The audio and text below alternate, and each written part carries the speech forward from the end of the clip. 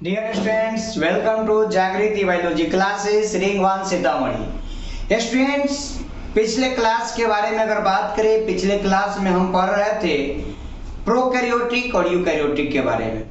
देखिए अभी तक हमने क्या क्या डिस्कस किया। हमने बात किया सेल होता क्या है। सेल जो है बॉडी का स्ट्रक्चरल एंड फंक्शनल यूनिट होता है। सेल जो होता है लिविंग ऑर्गेनिज्म का स्ट्रक्चरल और फंक्शनल होता है, और सेल जो होता है लाइफ का स्ट्रक्चरल एंड फंक्शनल यूनिट होता है। इसके बाद हमने बात किया वह ऑर्गेनिज्म जिसका बॉडी केवल और केवल एक सेल से मिलकर के बना होता है, उसे यूनिसेलुलर ऑर्गेनिज्म के नाम से जाना जाता है।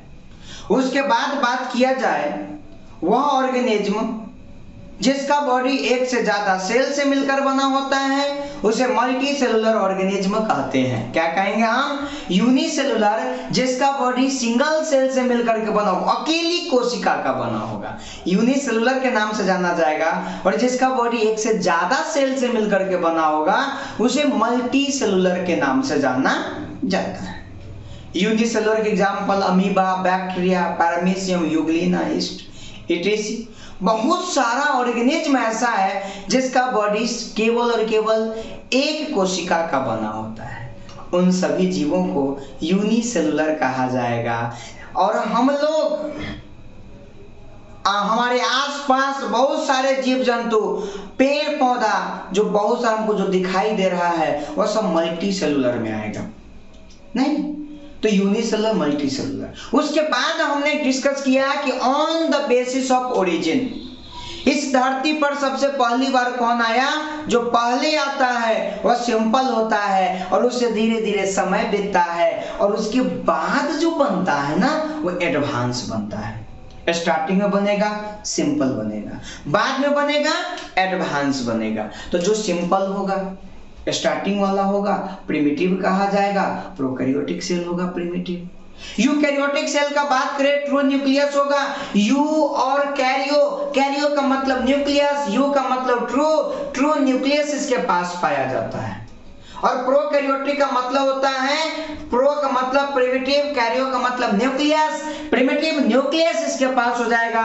ऐसा सेल जिसका न्यूक्लियस न्यूक्लियर मेम्ब्रेन से नहीं घिरा होगा, उस सेल को प्रोकैरियोटिक सेल के नाम से जाना जाता है। और वह सेल जिसका न्यूक्लियस न्यूक्लियर मेम्ब्रेन का घिरा होता है, उसे यूकैरियोटिक सेल के नाम से जाना जाएगा।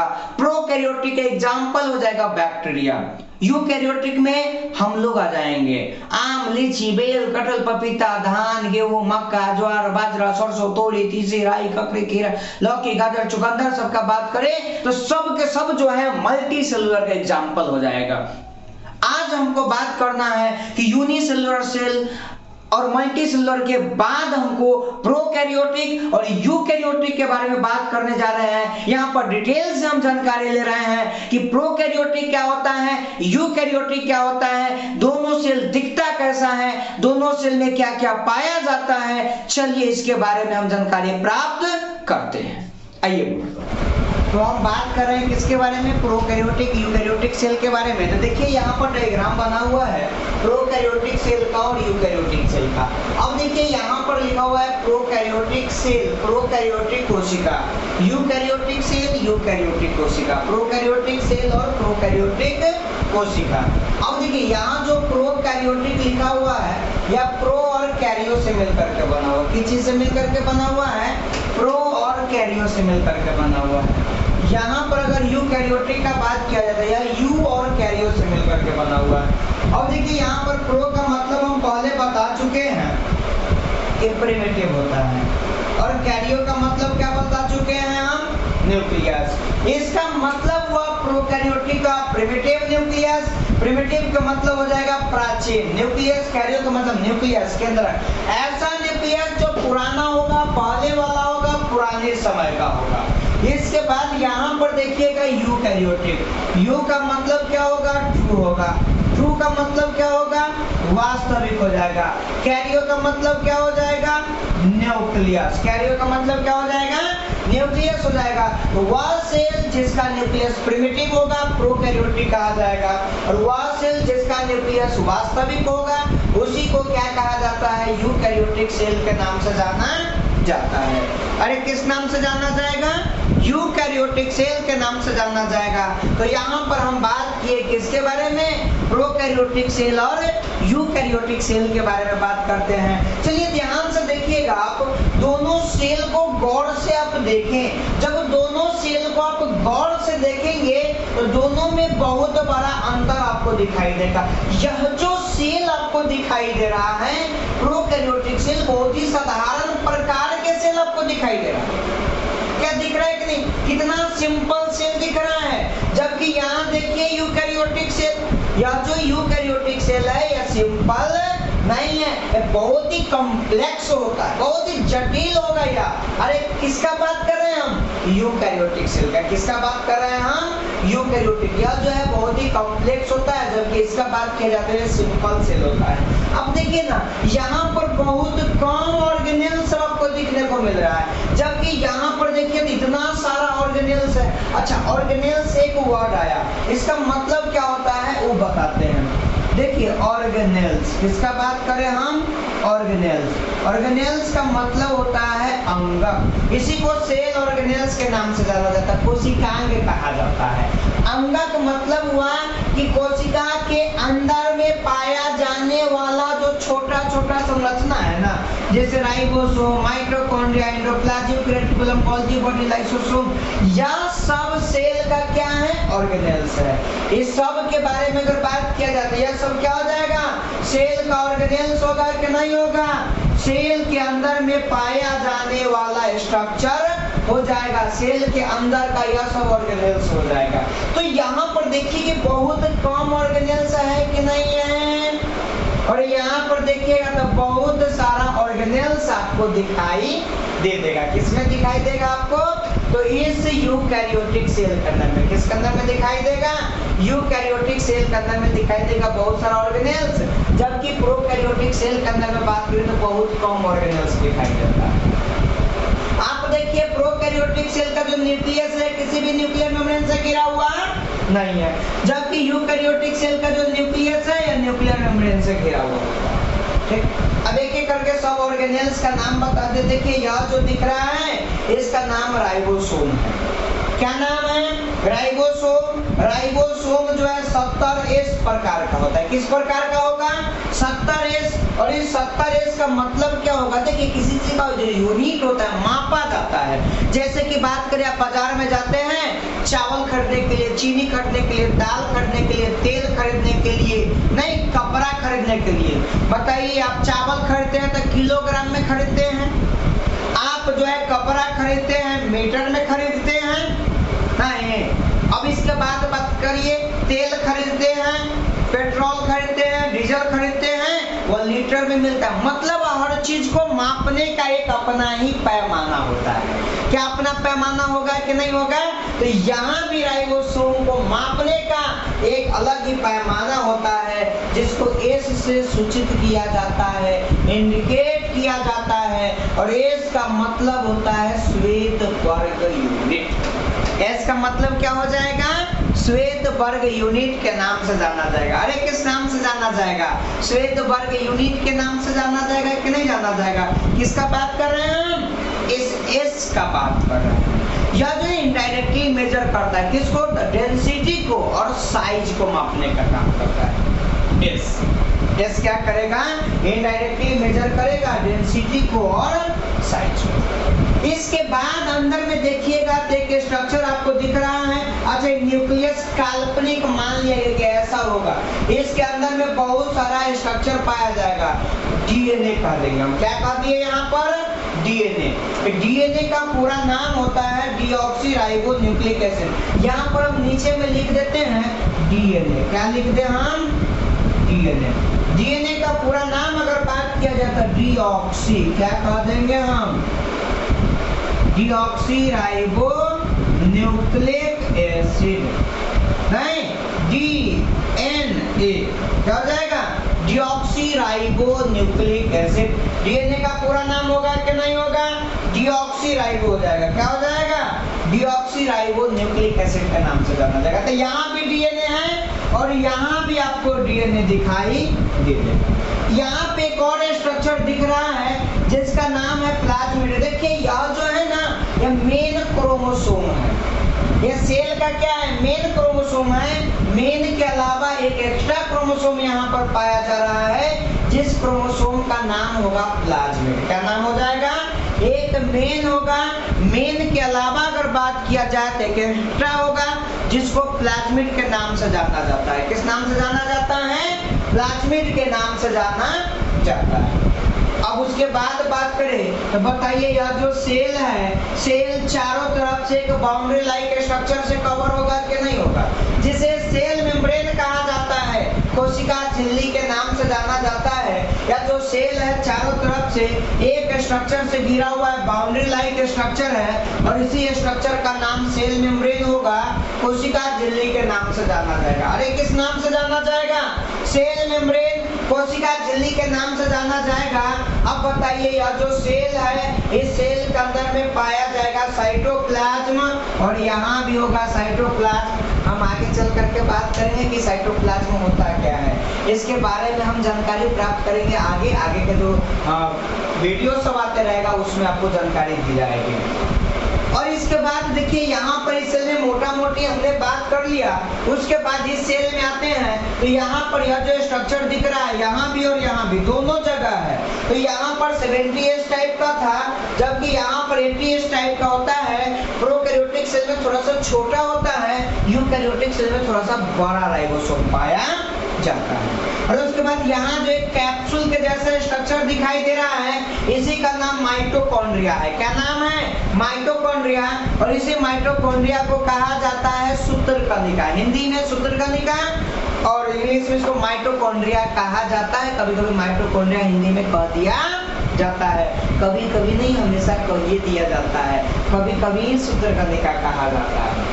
उसके बाद बात करें तो यह दोनों स्ट्रक्चर जो है, यह दोनों राइबोसोम, अच्छा दोनों राइबोसोम एंडोप्लाज्मिक रेटिकुलम है। दोनों क्या है? Endoplasmic reticulum. यह जो स्ट्रक्चर दिख रहा है और यह स्ट्रक्चर दिख रहा है, दोनों के बारे में बात किया जाए तो दोनों के दोनों क्या है? एंडोप्लाज्मिक रेटिकुलम है। लेकिन आप देखिएगा यह जो एंडोप्लाज्मिक रेटिकुलम है, इस एंडोप्लाज्मिक रेटिकुलम के कोई भी स्ट्रक्चर जुड़ा हुआ नहीं है, जबकि यहाँ पर एक स्ट्रक्चर जुड़ा हुआ है जिसका नाम राइबोसोम है, 80S राइबोसोम है। यह लार्जर सब यूनिट से जुड़ता है। यह हमेशा ये बड़का वाला से जुड़ेगा कि नहीं जुड़ेगा? लार्जर सब यूनिट होगा, जहाँ पर जो राइबोसोम होगा 80S टाइप का राइबोसोम होगा। कैसा राइबोसोम होगा? 80S टाइप का राइबोसोम होगा।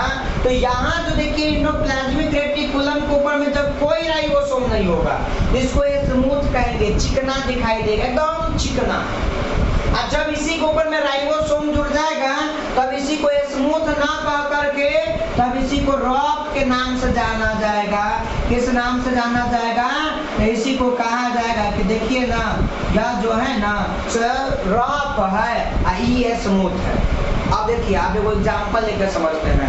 नया नया रोड बनल रहता है और नया नया रोड बड़ा चिकना दिखाई देता है। अब बताइए उसी रोड के ऊपर में कोई ट्रक वाला या कोई ट्रैक्टर वाला गया, अब पूरे रोड पर गिट्टी गिरवाते चल गया। बताइए गिट्टी गिरा दिया, जिसके कारण क्या होगा? पूरा रोड कैसा हो जाएगा? खुरदुरा हो जाएगा कि नहीं हो जाएगा? रफ हो जाएगा। बताइए यहाँ पे राइबोसोम है, इसी के ऊपर में आकर के यहाँ पर एंडोप्लाज्मिक रेटिकुलम है और इसी एंडोप्लाज्मिक रेटिकुलम के ऊपर में आकर के कौन जुड़ रहा है? राइबोसोम जुड़ गया, इसलिए इसको खुरदुरी अंतर्द्रव्यी जालिका कहेंगे। नहीं, और यहाँ पर आकर के नहीं जुड़ा, किसके ऊपर में? एंडोप्लाज्मिक रेटिकुलम के ऊपर में जब राइबोसोम नहीं जुड़ा तो स्मूथ के नाम से जाना जाएगा और इसको रफ के नाम से जाना जाएगा। अब यहाँ पर जो स्ट्रक्चर दिख रहा है इसका नाम है गोल्जी बॉडी। क्या नाम है? Golgi body. और यहाँ जो दिख रहा है इसका नाम लाइसोसोम है। और इस लाइसोसोम के बारे में बात करें तो आत्महत्या की थैली कहा जाता है। लाइसोसोम को क्या कहा जाता है? आत्महत्या की थैली के नाम से जाना जाता है। और ये जो माइटोकॉन्ड्रिया आपको दिख रहा है ना, ये माइटोकॉन्ड्रिया को पावर हाउस कहा जाता है। पावर हाउस का मतलब क्या होता है? एनर्जी देने का काम करना, पूरे सेल को एनर्जी सप्लाई करने का काम करता है। पूरे सेल को एनर्जी सप्लाई करने का काम कौन करता है? तो पूरे सेल को एनर्जी सप्लाई करने का काम माइटोकॉन्ड्रिया करता है। कौन करेगा? माइटोकॉन्ड्रिया जो है पूरे के पूरे सेल को एनर्जी सप्लाई करने का काम करता है। तो यहाँ पर हमने बात कर लिया केकरा बारे में? माइटोकॉन्ड्रिया। अब यहाँ जो राइबोसोम दिख रहा है, राइबोसोम का काम होता है प्रोटीन बनाना। किसको बनाना? प्रोटीन बनाने का काम होता है। इसलिए राइबोसोम को क्या कहा जाता है? प्रोटीन का फैक्ट्री कहा जाता है। बताइए, जो चीज जहाँ बनता है वही उसका फैक्ट्री होता है।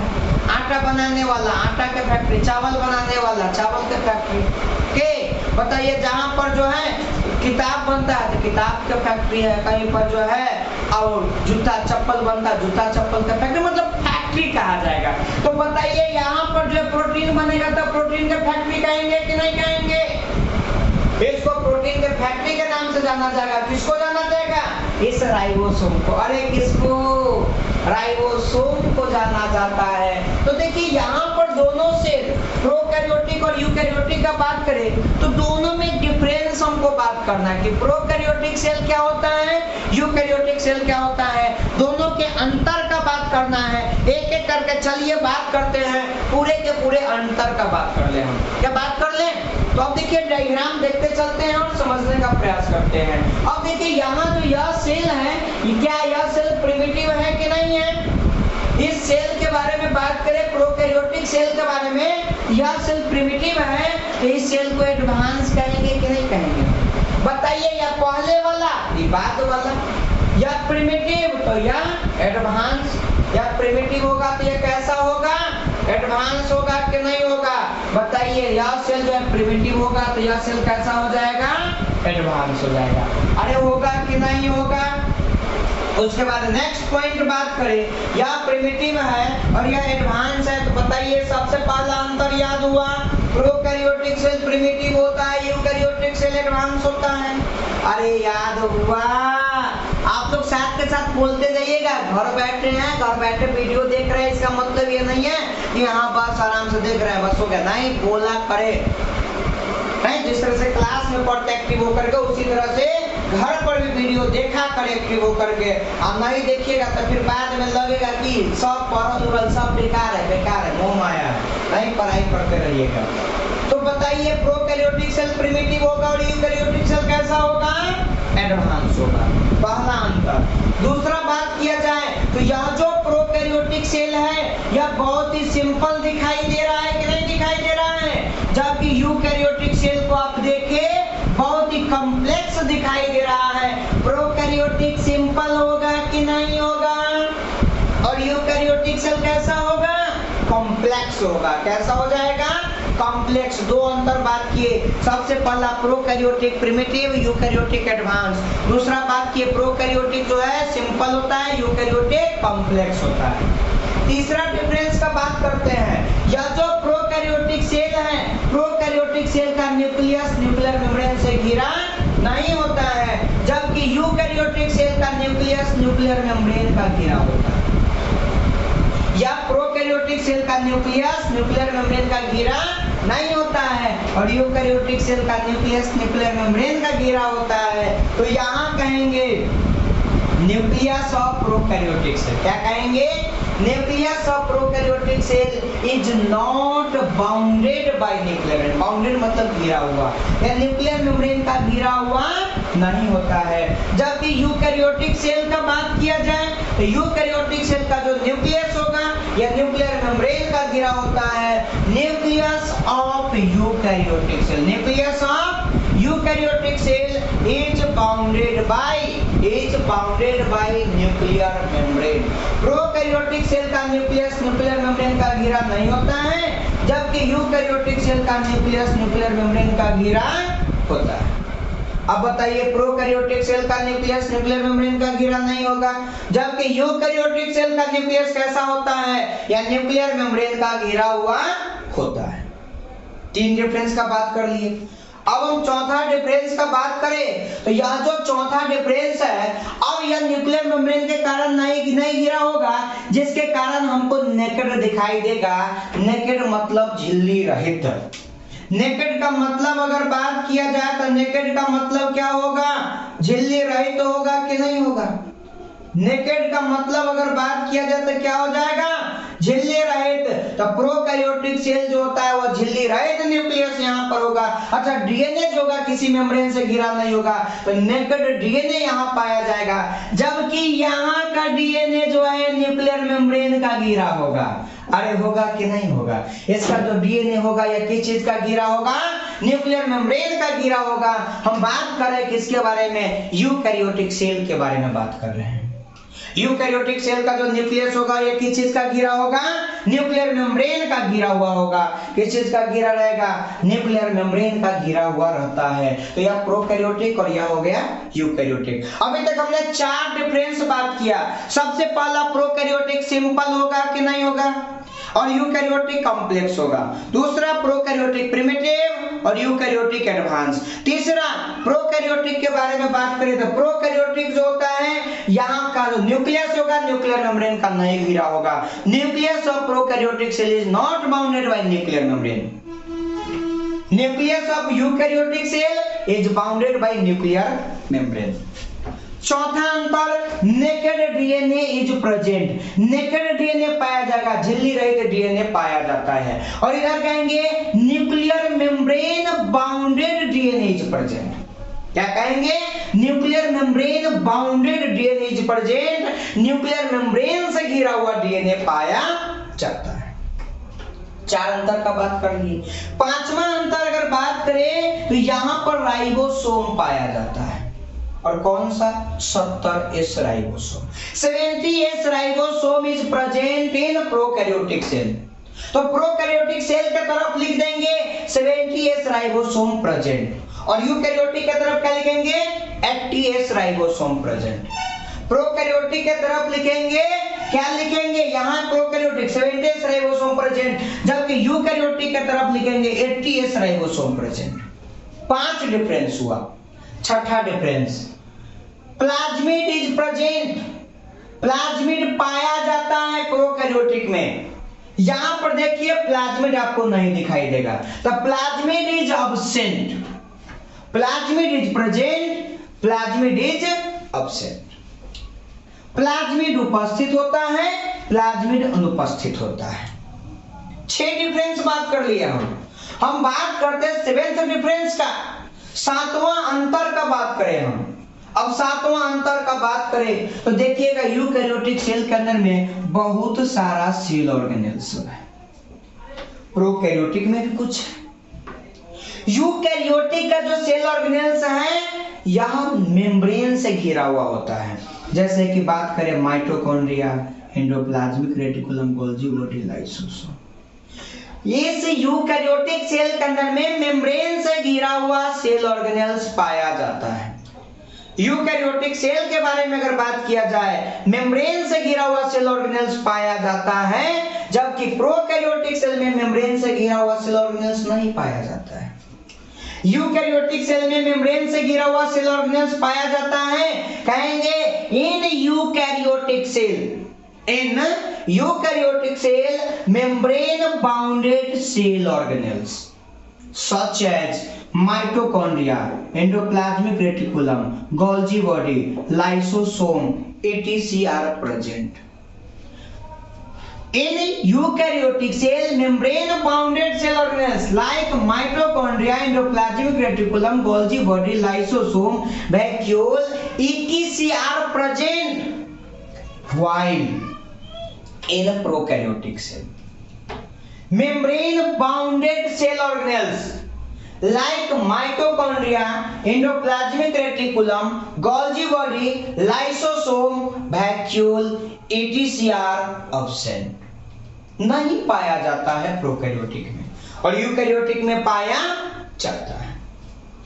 इसके बाद आगे बात करें हम प्रोकैरियोटिक और यूकैरियोटिक के 7 डिफरेंस का बात कर लिए। उसके बाद 2 और डिफरेंस का बात हमको करना है। जो प्रोकैरियोटिक सेल होता है, इस प्रोकैरियोटिक सेल के अंदर में एक स्पेशल स्ट्रक्चर जो नहीं पाया जाता वो यूकैरियोटिक में पाया जाता है। नाम है साइटोस्केलेटन। क्या नाम है? साइटोस्केलेटन का बात करें तो यूकैरियोटिक के अंदर में पाया जाता है और प्रोकैरियोटिक में नहीं पाया जाता है। देखिए नाम है साइटोस्केलेटन। क्या नाम है? साइटोस्केलेटन। हम कहीं पर जगह बनाते हैं, यहां पर जगह बना करके हम लिखते हैं साइटोस्केलेटन। किसका बात हम करें? साइटोस्केलेटन। देखिए यहां पर आपको दिख रहा होगा बोर्ड पर लिखा हुआ साइटोस्केलेटन। हिंदी में कहा जाता है कोशिकीय कंकाल। हिंदी में क्या कहा जाएगा? कोशिकीय कंकाल। कंकाल मतलब हड्डी, कंकाल का मतलब हड्डी, बोन का बात है। साइटो मतलब साइटोप्लाज्म के अंदर में स्केलेटन पाया जाएगा, कंकाल पाया जाएगा। अच्छा कंकाल का क्या काम होता है जानते हैं आप लोग? अरे कंकाल के बारे में बात करें तो कंकाल जो होता है हमारे बॉडी के शेप को मेंटेन करता है। बोन का बात किया जा रहा है, बोन हमारे बॉडी के शेप को मेंटेन करके रखता है। बताइए हम लोग जो खड़े हैं ना, यह बोन के कारण है। वो हल्का सा बोन टूट जाएगा, गोड़ में के बोन टूट गया, अब खड़ा हो पाइएगा?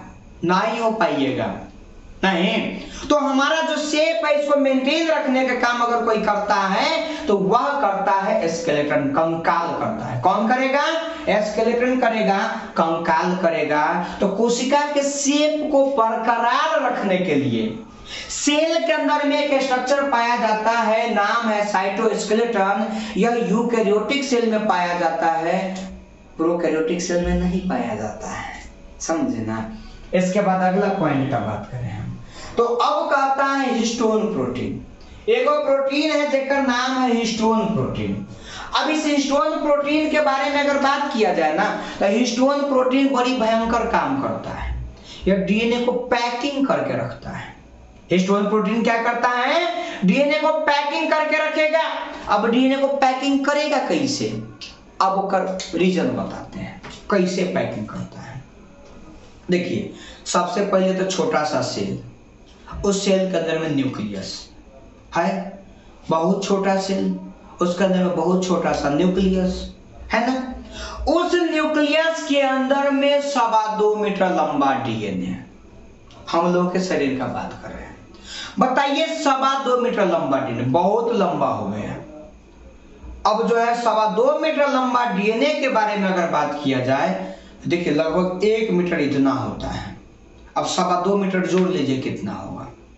2.2 मीटर।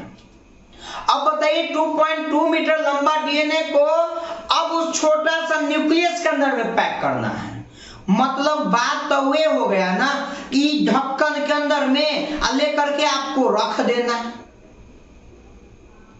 सही बात बोले ना? मतलब बड़ी अजीब बात है। और सेल के अंदर में ऐसा होता है, इतना लंबा डीएनए को, इतना लंबा सा डीएनए को वो छोटा सा सेल के अंदर में जो न्यूक्लियस होता है उसके अंदर में पैक करके रखा जाता है।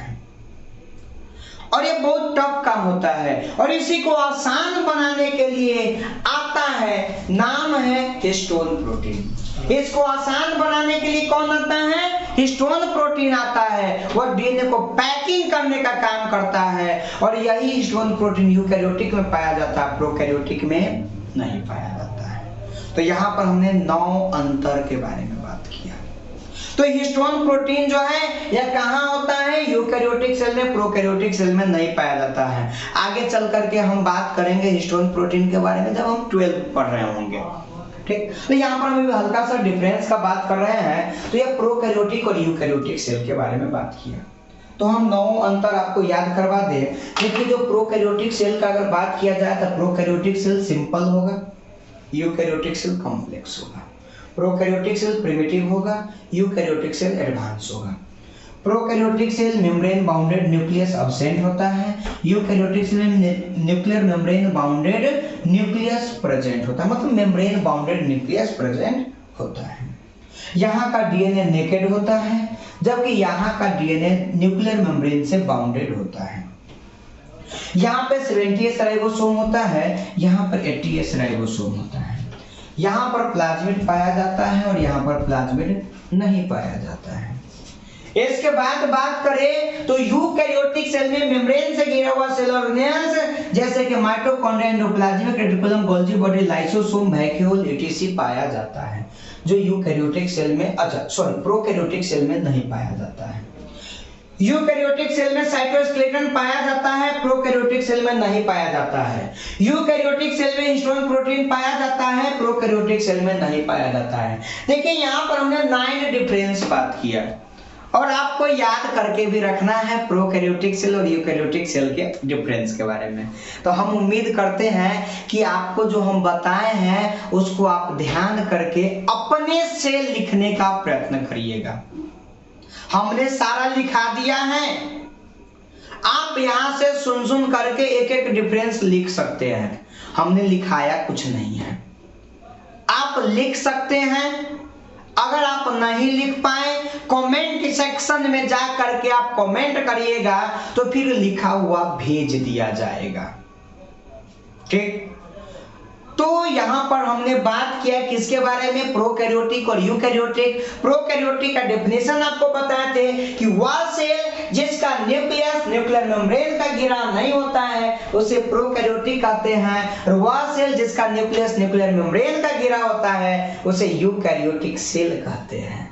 प्रोकैरियोटिक एग्जांपल बैक्टीरिया और यूकैरियोटिक एग्जांपल हम लोग हो गए नहीं। तो प्रोकैरियोटिक यूकैरियोटिक के बारे में ओवरऑल हमने जानकारी प्राप्त कर ली। इसके बाद फिर आगे हमको बात करना है, कुछ नया टॉपिक बात करेंगे, कुछ नई नई जानकारियां प्राप्त करेंगे। हम सेल के बारे में मोटा मोटी ज्ञान सब हम बात करेंगे, फिर एक एक करके सेल ऑर्गेनेल सब के बारे में पढ़ना स्टार्ट हम कर देंगे। किसका क्या काम है, क्या करता है या कैसे बना होता है, कौन कौन चीजें मिलकर, मतलब ये ओवरऑल पूरी जानकारी प्राप्त करेंगे हम। तो वह हम आगे चल करके बात करेंगे। तो यहाँ तक हमने जो भी बताया है वो सब आपको समझ में आ गया होगा। तो आप लोग जो है अच्छे से मेहनत करिए, अच्छे से पढ़ाई करते रहिए, और आपको वीडियो अच्छा लगता है तो वीडियो को लाइक कर दीजिए, शेयर कर दीजिए, कमेंट कर दीजिए, और अपने दोस्तों को भी बताइए कि वे लोग भी पढ़ाई करें, वीडियो को देख करके लाभ उठा सकते हैं। अब देखिए बहुत सारे स्टूडेंट जो हैं, जिन लोगों का जो मेरे यहाँ कोचिंग में पढ़ते हैं उन लोगों का क्लास छूट चुका है, वे लोग वीडियो नहीं देखते हैं, वे लोग भी वीडियो देखना शुरू करें। जो लोग वीडियो देख रहे हैं वे लोग उस स्टूडेंट को मैसेज दे दे कि वीडियो देखे, या वीडियो जरूर कारगर होगा, आपका छूटा हुआ कंप्लीट हो जाएगा। तो आप वीडियो देखा करें, मेहनत करते रहें, पढ़ाई करते रहें। फिर मिलते हैं अगला वीडियो में। जय हिंद।